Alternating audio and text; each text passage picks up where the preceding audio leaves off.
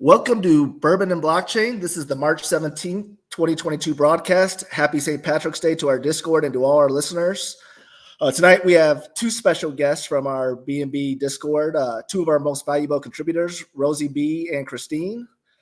I'll start with you, Christine. Happy St. Patty's Day, and are you having a cocktail to celebrate this holiday? Yes, I am. I decided to go with a black bourbon, they call it. It says American's Finest. It's pretty much a mix, as it calls it, and it's aged and then combined with some roasted small batch coffee beans so far, and comes out of Tennessee. That sounds pretty fancy. And Rosie B., what are you having tonight? We go a little bit softer. I'm having in the morning here, and if I had a cocktail, I'd probably fall on a New Zealand Sauv Blanc, which is very nice, called Cloud Farmers. So I believe, right?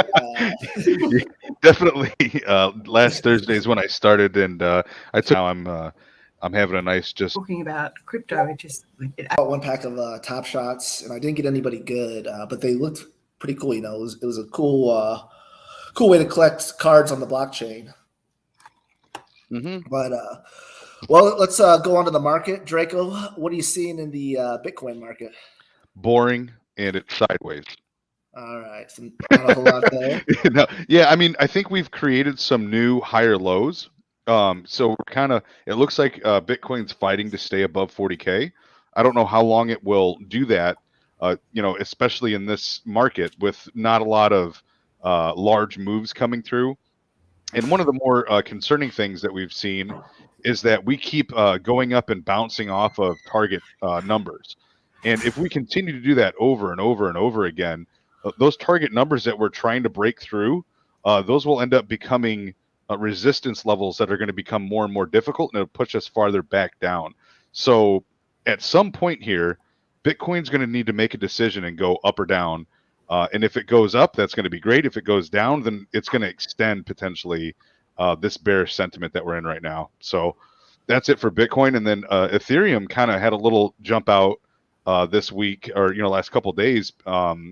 More information that that ETH 2.0 it has been online for a little while. Some of the things have been tested out, and that things are coming together fairly quickly.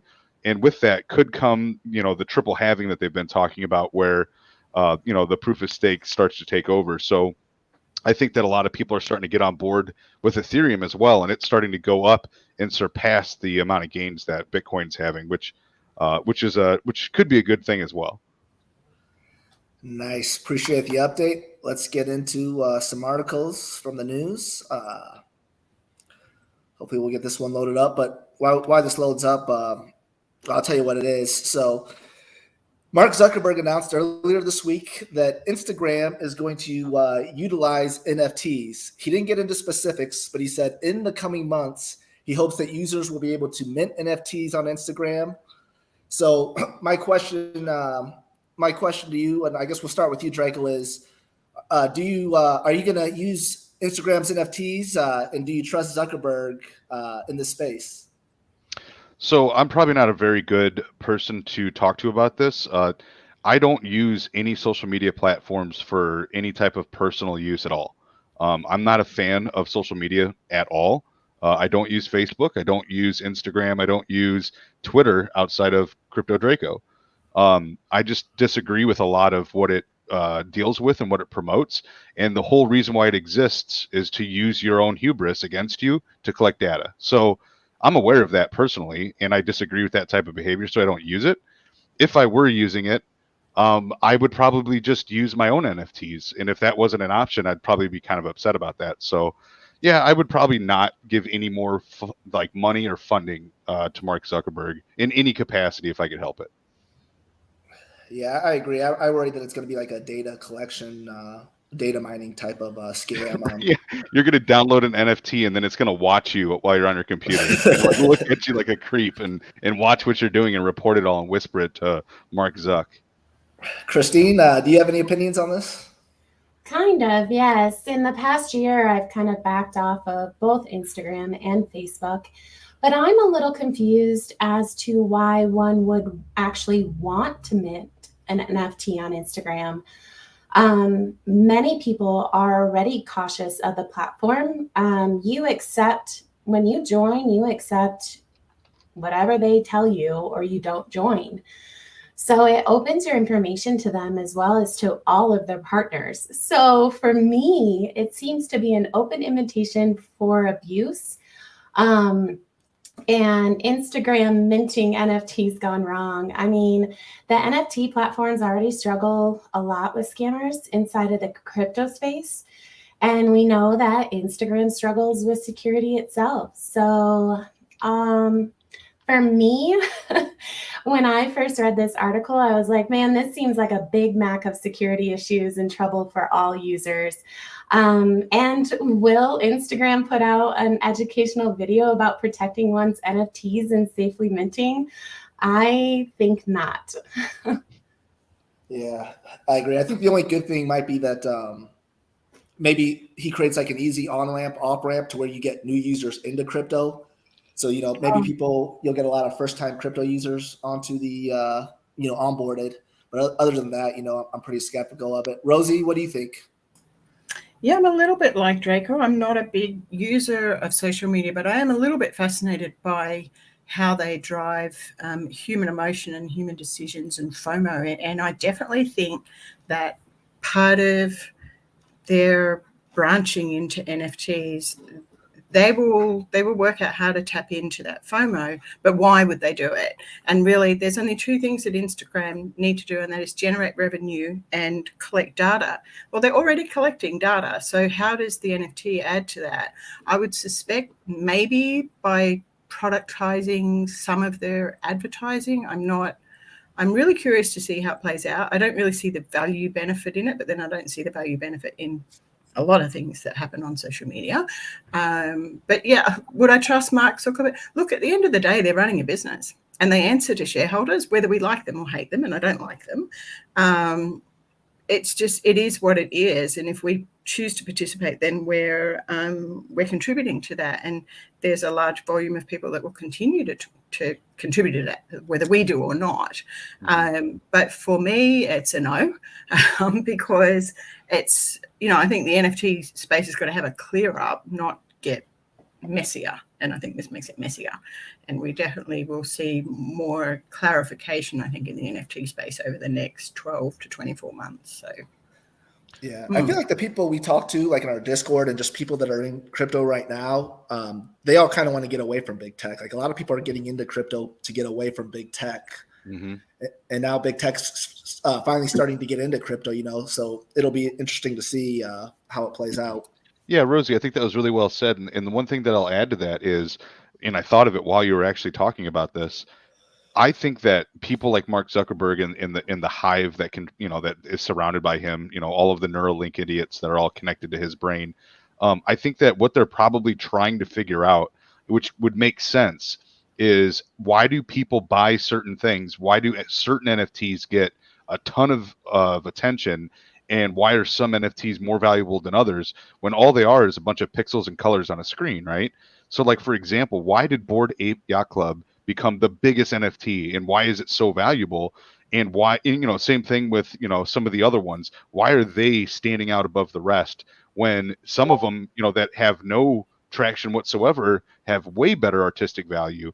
And I think that might be something that they're going to try to capitalize on, because they'll probably invest in it. I'm still trying to understand the same thing, Draco. If we could figure that out, we'd all be millionaires. A study, yeah, it requires a deep dig. There's a number of contributing factors, but you're 100% right. If they don't innovate, they die. We've seen that with past media platforms such as AOL and Yahoo and things like that. So it's like innovate or die, and so they have to, whether we like it or not, they have to look at these platforms and go, where do we fit and how do we bring that into what we have so that we keep our audience? So yeah, we'll see what happens. Yeah. So on to the next article. We're always talking about, what's going to bring about mass adoption in crypto. So this is a new invention that was announced today. A startup company in San Francisco came out with what they are calling the Internet of Beer, which is a Bitcoin beer tap. So there's a bar you can walk into in San Francisco right now. I think we got a picture of this here. And you just put your phone up to the beer tap and you just self-serve yourself beer. You just pay with your Bitcoin and you pour yourself a beer. So I thought this was interesting, especially for a pod called BnB Happy Hour. I thought this was a fitting topic. So I'll start with you, Christine. What's your thoughts on this? And will things like this lead to more adoption of crypto? So I actually love this idea. I tried to look at it to see if there could be anything that might not go so well with it. And I have not gotten that far. I think this is fantastic. There's a lot of small businesses that are really struggling. There's a lot of NFT projects that are trying to get into the real world space. Using QR codes to tie that together to bridge that, I think is fantastic. I kind of see it as a win-win. I would use it. So I love this idea. Draco, what are your thoughts on this? Yeah, I think it's unique. I think it's different. I think it's an attention getter. And I think that's great for the space. Any attention, as long as it's positive and not, people trying to shut down crypto. Any attention is good attention, right? So I like that. I do think, though, however, that this is more of like a novelty thing for now. And I think it should be treated as such, because I would hate to see bartenders and, people like that to lose their jobs to a digital pouring system. And I hope it doesn't go that far. I don't think it would. I think it's more novelty. But I think it'd be cool if your local bar has this as an option, just to use it with your friends to be like a conversation piece. I think that's really unique and cool. Yeah, I agree. It's not like part of the bar experience is having a relationship with the bartender, telling them about your problems. Like this kind of thing can never replace, the human experience you get in a bar. But yeah, it is kind of a cool attention getter. Rosie, what do you think of this? Yeah, let's hope we don't end up with robots getting all the attention off the bartenders. No. So it's an emerging of technologies, isn't it? Because we've had robotics becoming more and more prevalent. And if we look at things like the China Olympics, they had robot cocktail maker machines behind their bars and things like that. So it's an emergence of robotics for a start, but then we're layering in the crypto as a mainstream payment, which I'm excited to see. What I do want to make sure of, I guess like you, Draco, is that we find some way of job and employment preservation, which, to be honest, we found that through emergence of technology anyway. I mean, I sadly am old enough to go back and say, when we were doing IT systems in the beginning and people were really fearful of their jobs just changed. So I hope that we can find a way to keep people actively engaged regardless of robotics. The payment, again, the next question, I suppose, for me on payment is just to make sure that we have enough security mechanisms in place to make sure that these systems are not easily hackable.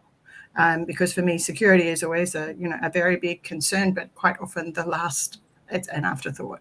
And with crypto, we all know, we've got enough experience to know that it needs to be far more than an afterthought. So love the idea. Think we've got a little way to go with the evolution of it. Yeah, and hopefully they evolve to the point where we're not utilizing Bitcoin, because I don't think a lot of people, like, Bitcoin is the big name, that's the big Mac Daddy of crypto, but not a lot of people want to spend it like that. Even though countries might be using it as a national reserve currency and stuff like that, spending Bitcoin is not very quick. It's not very efficient. So I think that this has room to grow and it has room to improve, and it'd be much easier and much better to have faster payment systems that are made for things like this rather than Bitcoin. But I like the idea. I'm not knocking it. I just think it has room to grow. Yeah, I must admit. Sorry, Smokey, you go. No, go ahead. I was going to say, my first thought was, why Bitcoin? So I feel, let's use some of those faster payment currencies, like XLM, like XDC, some of those much quicker, much more efficient technologies. Some of that Ripple. Yeah. That's I wasn't going to go there, Draco, but you feel free. Is the Lightning Network fast enough to where this really works, or do you think there's people standing in line waiting 5-10 minutes for their Bitcoin transaction to go through before they can fill up a beer? Mm. From my Gotcha. understanding, it was used a bunch at some of these recent, you know, cryptocurrency get-togethers, and it was typically like a 20 to 30-second transaction, which isn't out of, that's not out of control, but that's from what I've read and understood. But I think as more and more people start to use it, such as like entire countries, like Venezuela or whatever, we've heard that potentially Mexico might be using Bitcoin and things like that. So as it grows, I think the whole network should bog down and slow down a little bit. Going to say in a nightclub too, they're going to need to be able to pour about 4 beers at once. But Yeah. You're gonna want bartenders back real quick. Oh, standing in front of a credit card machine, coming from a bartender that was trying to pay off her college loan, standing in front of a credit card machine waiting for the dial-up to go so you could scan somebody's dirty credit card. That takes some time. 30 seconds sound great. Shout out to Mr. Maverick, DeFi in the comments said, "Is anybody else falling in love with Rosie and Christine? I'd buy y'all a BTC beer any day." Thanks, Mr. Maverick. That's very polite of you. Thank you. Sold. All right, we'll go to this next one. So this next article, as soon as it comes up, it's about GameStop. So for those of you that follow, I know there's a lot of overlap between the meme stock audience and the crypto audience. But if you're not familiar with like the meme stocks from like the last at least year or 2 years, people have been buying AMC and GameStop as kind of like it's a dissident activist investor movement where a lot of hedge funds were shorting these stocks. And so people on Reddit got together and started buying up these stocks en masse to squeeze the shorts out. And the stocks have done very well. And now GameStop announced that in the next couple months, they're going to be launching an NFT store. And for those of you that aren't familiar with GameStop, they're a used video game store. And used video games have not been doing very well just because the video game market's been going mostly digital. So I guess my question is this a money grab by GameStop, whereas they got the meme stock money, now they're going for that crypto money? Or do you think that GameStop can really reinvent themselves as an NFT marketplace? I'll start with you on this one, Draco. Well, we've talked about games before, so it's not a secret that I'm interested in gaming and whatnot. And I'm very interested in crypto and gaming. I think what is actually going on here is GameStop is going to try to become the forefront of gaming NFTs. If they do this right and they have enough innovation, and they should, based on the amount of money they made since the pandemic, with all of the money that flowed into their company through what we've been talking about, I think that they could be the number one place for gaming NFTs. And I think gaming NFTs are going to be huge. There might not be right now, but they will be eventually.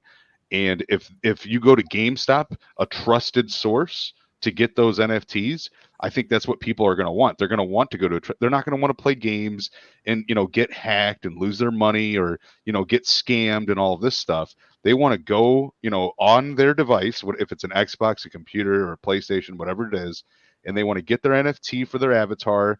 They want to get their NFT for their game or for their extra boost in points or whatever it does, and they want to go to a trusted source to get it.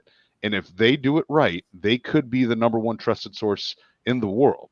But they gotta build out their platform. They gotta test it.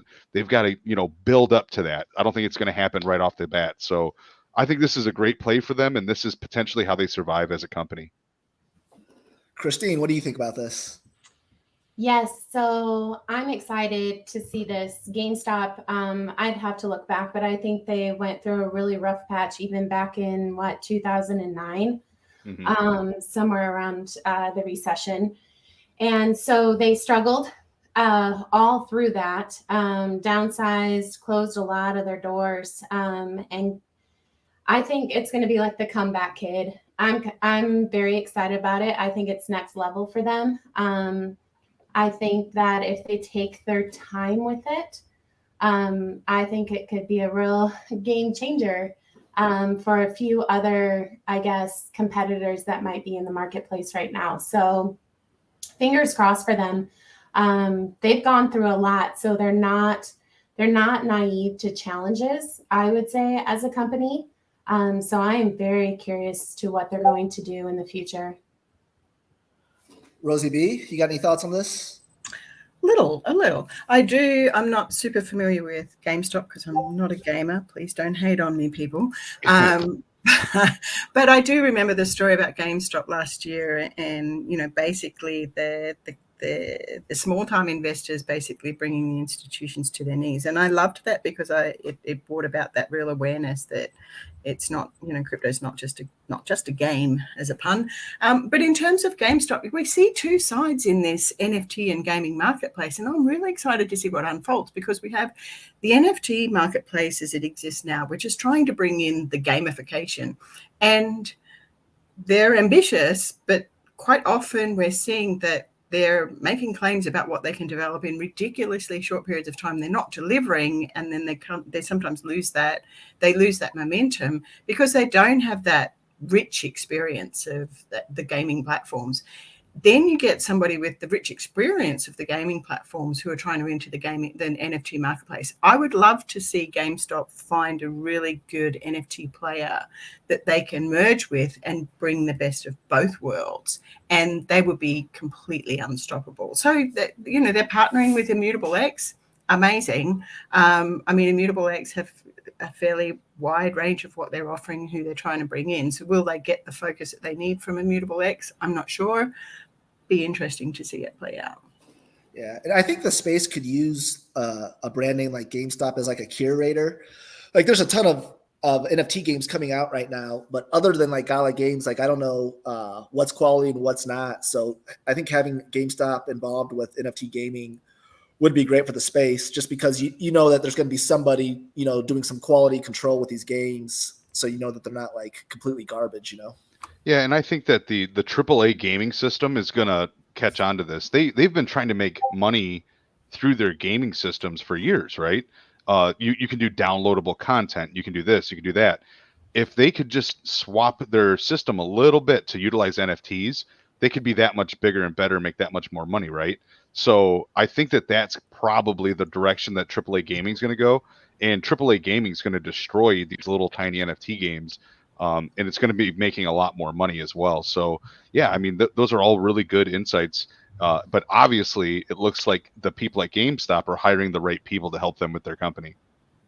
And again, it's the innovate or die, isn't it? All businesses have to innovate or die. And GameStop are not stupid. They see that. No different to, back to the original story around Zuckerberg. It's like you have to innovate or you get left behind. And we all know how fast crypto moves. So get on board now or sayonara. It's like with Amazon, right? If you had to invest in a retailer in the last 10 years, who would you invest in? And if you didn't invest in a company like Amazon, your chances of being successful are pretty darn low. Yep. Yeah, it's definitely interesting to see how this underdog story will play out. So, yeah, that's it for our articles this week. But we got some other stuff to talk about. With crypto, people not in crypto often think it's like just a black market thing, or that people are using it for illicit stuff. But the truth is, a lot of people in crypto are really decent people. Some of the most decent people you'll ever meet. And Christine brought this to our attention. Vortex Ics. These are people donating crypto to give meals to people in Venezuela. Christine, why don't you tell us about this Vortex Ics project? Sure. So I came across this probably last week or so, and I was really impressed. I mean, kind of the quote on their main page says, "Overcoming poverty is not a task of charity, it's an act of justice." Vortex has about 5,000 followers, but very few retweets or likes in comparison to the consistent kind of tweeting they do regarding philanthropy. So it seems to be two brothers with a supporting group of about 15 others, which consistently come together to donate or support causes. And not only are they kind of donating to Venezuela, they also do some other donations that directly impact people's lives. And I scrolled through their profile and noticed that it was not only random donations to like news headliner causes, but they've been making donations for some time now for a variety of reasons. So not only food for those in Venezuela, but they've been supplying medicine to help children fight cancer.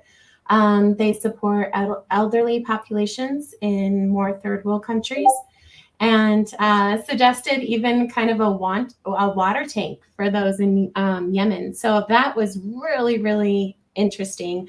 I'm unsure of the details of this group, but I do think it's a great reminder to all to consistently give back. From looking at their page, you can tell they're not doing it for any other reason than just to continuously do it. And I know crypto may change all of our lives, but it has the potential to change many lives. So this little page, when I stumbled across it, just really resonated with me. I thought it was, I don't know, just kind of how they're doing it without anybody really knowing about it. Yeah, it is really awesome what they're doing. And it's one of the advantages of crypto is just the ease you can send money across borders, and get it to people who need it. Yeah, I think, it's important for people to know and understand that they need to, give back when they can. And, I think we're all in a position where, not everybody, but, especially if you're new to the space, but for people that have been successful and that have made some big returns, it's something to consider. And one of the things, part of the reason why I think it's important to talk about these groups as well is that sometimes you don't know where to go because you don't know who to trust. So make sure you do your research before you invest into some sort of company like that helps out with providing food and all of that. Make sure they're legit, but definitely consider giving back. It's definitely well worth it.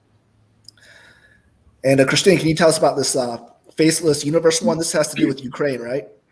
Sure. So Faceless Universe. So this NFT project I have been part of actually for some time. And I must admit, though, I'm a holder of her NFTs. I think they're gorgeous. But the artist name is Souvenir, which comes from Sorry, We Err, which means from her perspective that everyone has made an error in life when they feel down or depressed. So this artist lives in Thailand. And when she started the project, she was very much, let's make money off my art and I'll find a way to use it. Well, now she has turned into, I don't think she can release an NFT without taking a percentage of it, whether it be 10 or 20% or the whole thing, which was 100% to Ukraine, the whole entire collection. She donated 100% of her NFT sales from the Our Hearts Cry for You to relief efforts in Ukraine. But she's an interesting one because she's created all sorts of collections. She's rather big in the Thai NFT space. They have their own kind of huge sector, and it's absolutely amazing. But they really hold a lot to culture. So pretty much everything she does is about educating small businesses in her community to use NFT to increase tourism. And for them, I think many people might have heard of the Long Neck Ladies. It's a much bigger project, but from the same region. This artist as well has taken time to take her art and support the Hill Tribe tourism, which is another tribe very similar to that NFT project. So just another cool reminder that I know there's a lot of big NFT projects that are changing the world, like, Bored Apes are doing their big thing. But there's tons of little ones here that they're artists in real life, and they can't seem to get away from kind of their true nature of they might be trying to make money, but they can't pull away from giving back, which is just incredible to me. Has the artist talked about what like the faceless thing is supposed to like symbolize, or is there like any special meaning to that? Yes. So her kind of reason for making it faceless was portraits without a face represent pretty much anyone in the world. So we all wear masks to hide, We hide our continual change, our emotions, special things that make us who we are. We tend to hide behind them.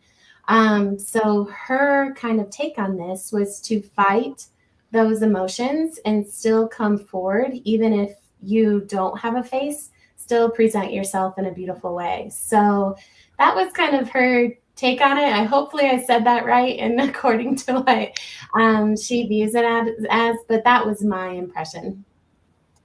Very nice. We had another topic we wanted to talk about. Okay, so this book, this is a Warren Buffett book, or a book of essays of Warren Buffett, Lessons for Corporate America. Is this a book that has kind of a special meaning to you, or a book that you think would be helpful to the crypto community? I think so. So this book has been rated on so many top listings of suggested books for investors to read. So it caught my attention. I have yet to read it, so I might call upon the listeners to throw their thoughts in the chat. Let us know what you think of this book. It's on order for me. It's on the way. I've been a fan of Warren Buffett. I'm sure we all want to know what goes on in that brilliant mind of his. So being a top recommended book as well as a Warren Buffett book, I'm hoping that it provides some great insight into different topics on corporate America. I guess how businesses are structured. And I like to see that. Even in crypto trends of business structure, I like to see what makes or breaks them, how they run, what's the engine behind them. So very curious what other people think on this one. We like to talk about Warren Buffett whenever we get a chance, just because he's such an interesting guy, and he's starting to come around on crypto. He won't admit that he's invested in Bitcoin, but we talked on a previous episode. He's investing in a South American bank that is heavily exposed to Bitcoin, and so he does have Bitcoin exposure in that way. Yep. And I think, he likes to move slowly. I think he probably owns Bitcoin if I had to guess. I think he'll eventually come out as a Bitcoin owner. So it's funny you say that he moves slowly, and this is what I will say about this topic. I think that everybody can gain to learn from the people that came before us, especially people that trailblazers, right? People that did really well and innovated the space and all of that kind of stuff. But what I will also remind you of is it's great to learn from them, but things are changing rapidly. So for example, Warren Buffett and many people like him, they didn't get into huge stocks like Amazon or Apple when they were brand new. They waited and let those things mature before they jumped into them. So specifically when it comes to digital innovation and cryptocurrency, like the topics we're talking about, they were not very kind. They've made comments about, I'm not sure if it was Warren Buffett or if it was the guy that's one of his partners that called Bitcoin rat poison. And there's a lot of expert traders that are in the markets that have been very negative about cryptocurrency. But just remember, cryptocurrency is not that old. It hasn't been that proven. It really started getting on the map within the last few years. And, people making comments about it could come full circle, just like it's come full circle on big tech stocks and things like that. So I think there's a lot to learn from these type of guys, but just be aware that they're not completely up to date with the whole Bitcoin and cryptocurrency era yet. They're still very, very skeptical about that. Yep, I agree with all that. Yeah, what do you think, Rosie? I think they, we've got to remember that these guys come from looking at balance sheets and P3E, etc. The earnings ratios, and it's for them. They have to learn as much as well, but they're still heavily invested in their traditional world. And it's fascinating to watch their evolution, because we do have a lot to learn from them, because there's a lot of things that we need to take from that traditional world of stocks and how we evaluate stocks and go, well, how do we work out what parts of this we use to apply to crypto, because for too long we've just gone, oh, crypto, if it looks good, sounds good, let's jump in. Well, that's not appropriate anymore. And so now we're starting to say, well, okay, well, in a traditional stock evaluation model, you look at their numbers, you look at the team, you look at where they're planning to go, you look at what they've delivered to date. And so we can learn, as Christine said, we can learn a lot from what these people have looked at in terms of their evaluation models and go, how can we translate that into our world and demand better reporting, better accountability without constraining it like the way the stocks were. So I'm always fascinated to watch these guys unfold, because of course we're all evolving. So for us to put them in a bucket and say, oh, well, they said it was rat poison and we write them off, when they actually have brilliant investment minds, it's really interesting to watch them unfold. We just have to realize that they unfold at a safer rate because they're using models that come from a traditional world, not from this world that's evolving at a massive rate. So that's a really good point. Yeah, I like that, because you got to think, like, Warren Buffett's probably saying, okay, who's their CEO, and what's the revenue line, and how much money are they making per quarter, and what's their overhead? And if they're talking about all of those questions and they're talking about Bitcoin, the answer is none. Nobody owns it. Nobody runs it. None of them have any business experience because it's not ran by anybody. And their revenue and all of that is just based on how many people buy it and own it. That's it. So it's almost like it's impossible to gauge based on their metrics that they're used to. Yep, I agree with that. And they don't have the advantage either, if there's like a new business coming out or something like that, or something within a business that exists, some inside information, they have a big edge in the market with that. I think, just speculating, I don't think that's too big of an assumption to make. And I think at this current time, they don't have that edge in the crypto market yet. They eventually will. And so, I think that's another reason why they're kind of so slow to move into the crypto market. But all right, another thing we wanted to talk about was dopamine. So Christine's familiar with this doctor named Dr. Andrew Huberman, and he talks a lot about stress and developing natural dopamine in your body, not artificial dopamine or bad dopamine. But Christine, why don't you tell us a little bit about your experience with Dr. Andrew Huberman? Yes, so I absolutely really like his podcast. So Huberman is an American neuroscientist. He's a professor at Stanford University.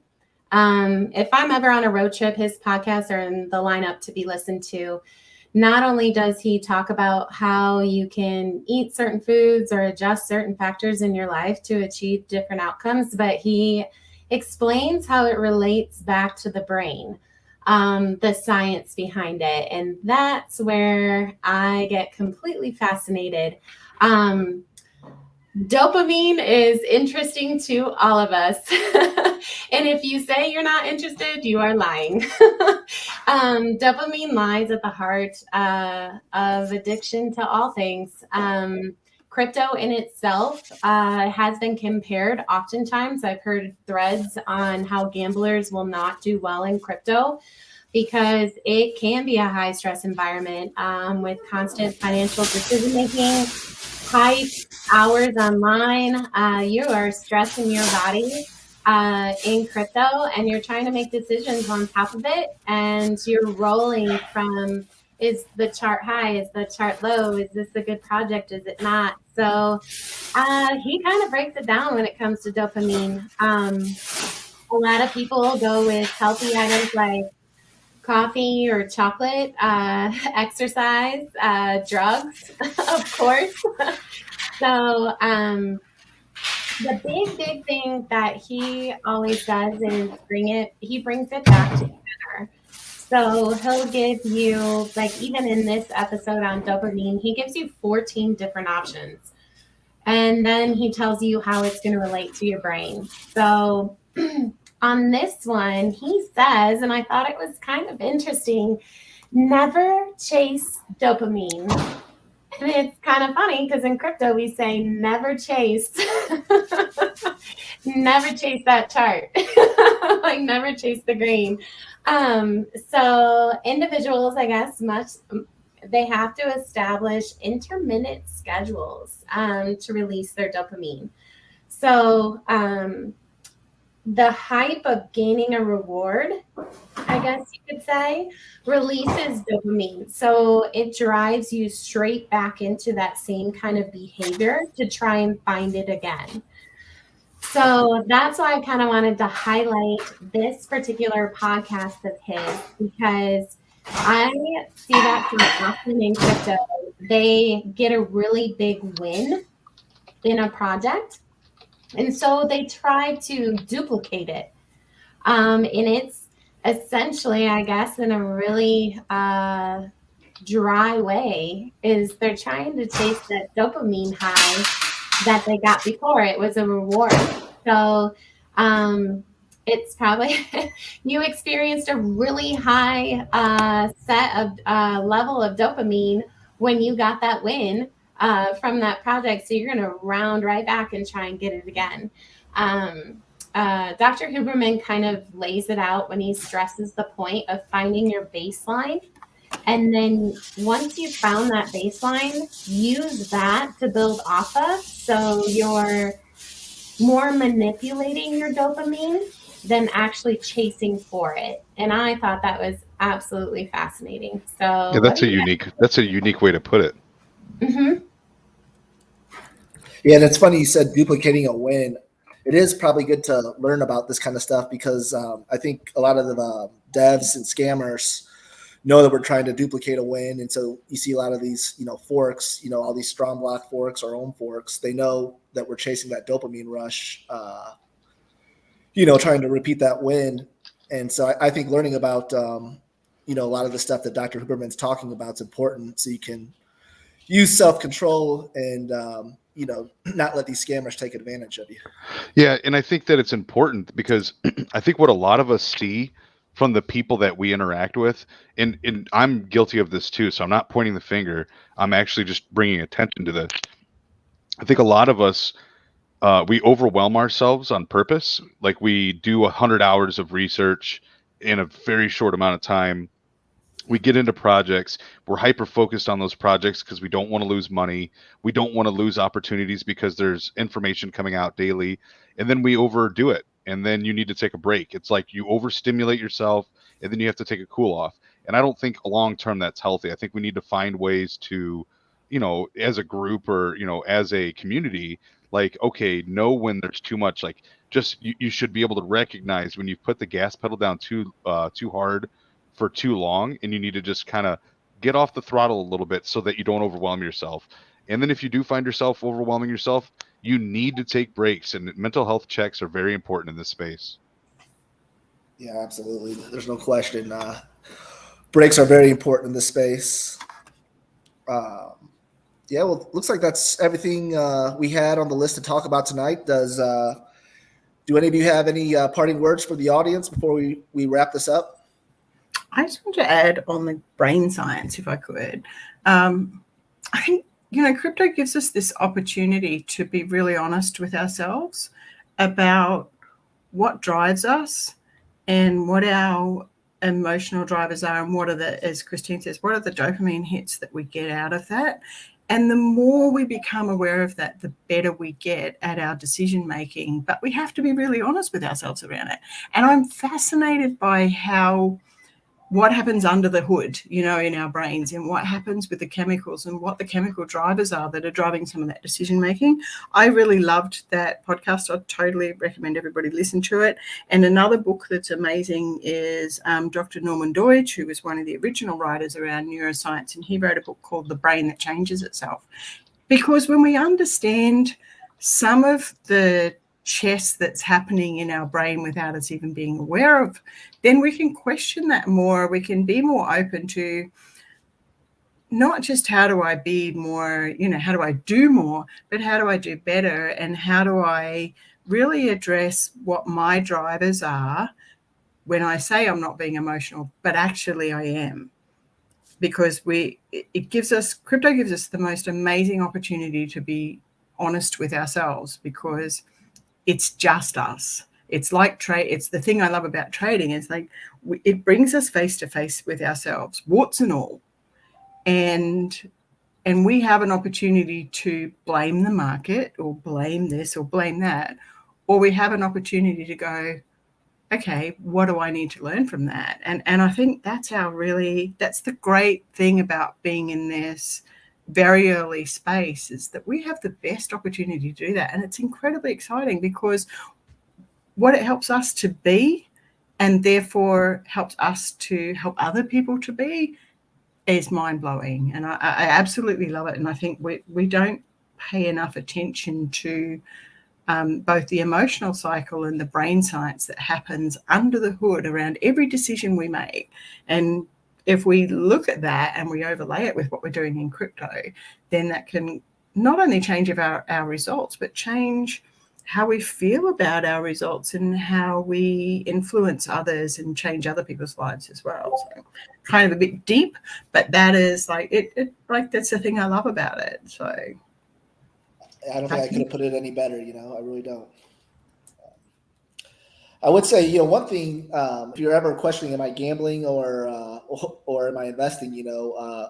One way to keep yourself in control that I would recommend is follow our friend Carolina Keith, who is really emphasizes taking all emotions out of everything you do in crypto and just taking a scientific approach, just following charts. So I think one thing that can help people is learning charts, and that kind of takes some of the emotion out of it, some of the gambling temptation out of it.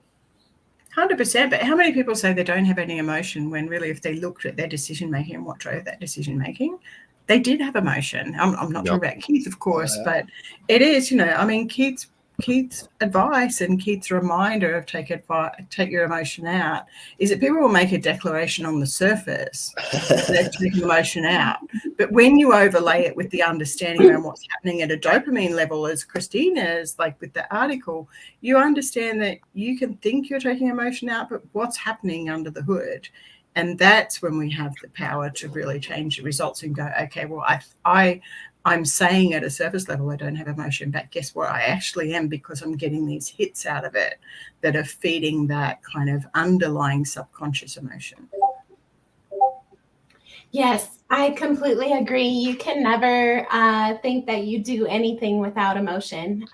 There is, that's why I think his podcast can be quite enlightening. Even if you were to fix a faucet, you think you're looking at it very logically. It takes certain parts, and what you want to do in the end is fix the faucet. You might be in crypto and you might have a main goal of what you're trying to achieve. But throughout the process of fixing the faucet, you've got to look at tons of different things, make a bunch of different decisions, and those may be emotionally driven. They most definitely are.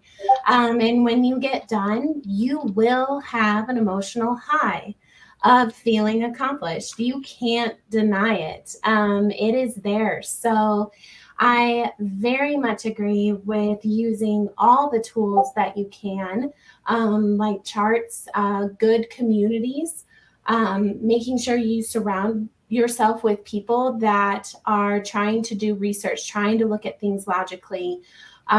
Make sure that you are in a good place, so that way you can assess how your brain is functioning and make sure that it's working to your advantage.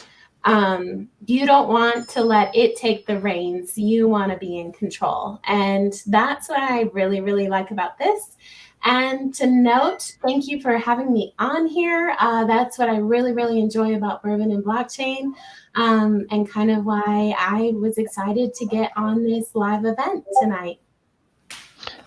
Yeah, absolutely. I mean, we are very, very humbled and excited to have people like you guys in the space. You guys bring so much to our group. Rosie has, got great insights and great opinions on all sorts of topics and about NFTs and just the crypto space in general. And Christine is constantly looking up different topics to bring to our attention, and is always sharing information and current events and news. And you guys are very active, and we are so happy to have you in our community. And it just makes sense to get your guys' opinion on things, because you guys think about things much differently than we do most of the time. And you guys just have a refreshing way of providing information to people. And we really appreciate that from both of you. Yeah, I couldn't agree more. It's been great to have you both on tonight, and definitely hope you both come back and do some more pods in the future with us. Been a pleasure. Thank you very much. Absolutely. You guys have a great night. Thank you, everybody, for coming. And make sure to hit the like button on the way out. And if you want to watch this at another time, or if you want to listen to it on the road, check out our Spotify episodes that we are uploading as we speak. So check us out also on Spotify. All right. Happy St. Patrick's Day, everybody. And this is Bourbon-n-Blockchain signing out. Have a good night. Thanks, all. Cheers. Have a good night.